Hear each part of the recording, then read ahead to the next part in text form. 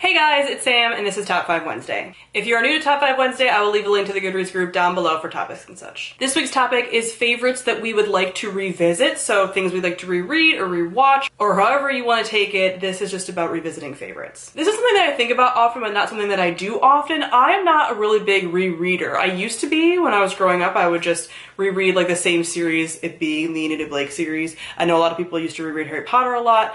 I really don't tend to do that. I don't tend to replay video games much either. The only thing that breaks that trend is Mass Effect and Dragon Age. Otherwise, I really don't. I do tend to rewatch TV, for example, like Grey's Anatomy, Buffy the Vampire Slayer, Dawson's Creek, some of those comfort things, but for the most part, I don't tend to engage in this way, but it is something that I think about a lot because one of my best friends on BookTube and in real life is Mari from My Name is Mari Nez, and she does this constantly. She is always revisiting her favorite media over and over again.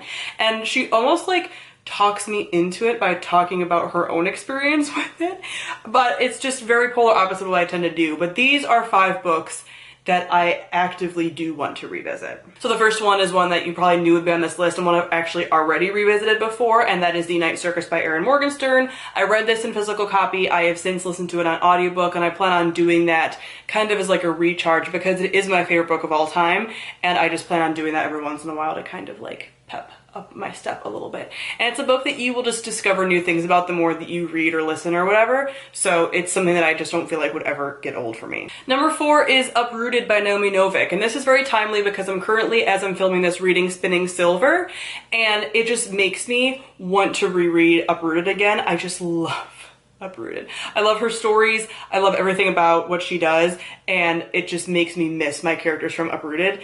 I'm enjoying that book as well, but like, I miss them. Number 3 is kind of a classic favorite for me, and that is the Abhorson trilogy by Garth Nix. Now, I've since reread the first book in the series, which is Sabriel, and so I've read that twice now, but I actually never continued with the series, because when I first read the series, my favorite one was Sabriel, and I actually missed her, so I need to go back and read Lyriel and Abhorson and see how I feel now. And now the series is actually kind of continuing, so I'm curious to get into those books, but I haven't reread these since I was probably like a sophomore in high school, and I feel like they very much shaped things that I like.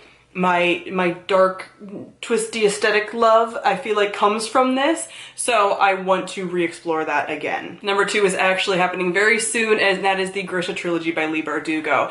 As part of Sarah Jane and I's efforts to get Sarah Jane here for BookNet Fest, which actually ended up happening, yay! We had a GoFundMe campaign, and one of the perks was to get an annotated book that was annotated by both of us of the Grisha books. So we wanted to reread them anyway. That is where we started our friendship, was reading the Grisha books, and so I'm going to read them and revisit them. I'm going to be doing that very soon, but I've been thinking about this a lot since it's been, you know, I think almost 3 years since I first read this series, and it still holds such a special place in my heart, and I really want to revisit them because, my kids. And number 1 is The Strange and Beautiful Sorrows of Ava Lavender by Leslie Walton. I think one of the reasons this is number 1 is because it is just a standalone, and it feels much more motivating and manageable at this point, but this is a magical realism, fabulism story, and I love and adore it, and it is one of those books kind of like the Night Circus where I feel like you can reread it and learn even more. It's a generational story, so it follows a grandmother, a mother, and a girl who was born with wings, the girl was, and then her mother and her grandmother also have something special about them and just their stories, and it's